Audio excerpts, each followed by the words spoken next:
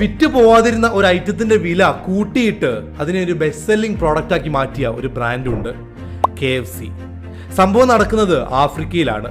KFCയുടെ ഒരു ഐറ്റം ഒട്ടും ചെലവാവാതിരിക്കുകയായിരുന്നു. അങ്ങനെ ഒരു പരിഹാരത്തിന് വേണ്ടി അവർ മാർക്കറ്റിംഗ് ലെജൻഡായ റോറി സദർലാൻഡിനെ സമീപിക്കുകയാണ്. സാധാരണഗതിയിൽ ആരായാലും വിലയൊന്ന് കുറച്ച് പ്രൊഡക്റ്റ് സെല്ലാവുന്നുണ്ടോ എന്ന് നോക്കും. പക്ഷേ സദർലാൻഡ് പറഞ്ഞത് നേരെ തിരിച്ചാണ്. ഐറ്റത്തിന്റെ വില ഒന്ന് കൂട്ടി വിൽക്കാൻ. സംഭവം വർക്കാവുകയും ചെയ്തു. എന്നാൽ അതിന് പിന്നിലുള്ള കാരണം നമ്മളെ അതിശയിപ്പിക്കുന്നതാണ്. ഒരാൾ KFCയിൽ പോകുന്നത് 2 കാര്യങ്ങൾ കൊണ്ടാണെന്നാണ് റോറി സദർലാൻഡ് പറയുന്നത്.